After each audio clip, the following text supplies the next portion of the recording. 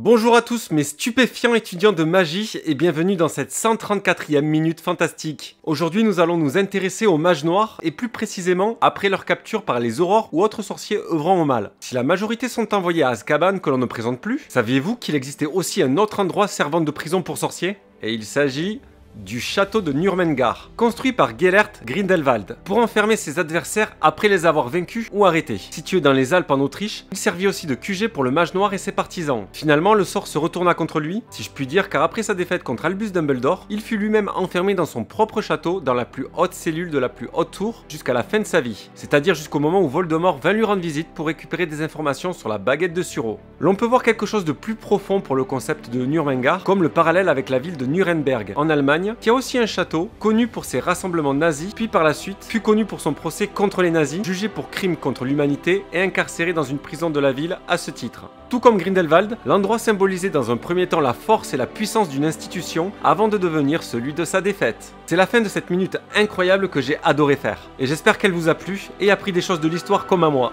Je vous dis à la prochaine pour une nouvelle vidéo, bye!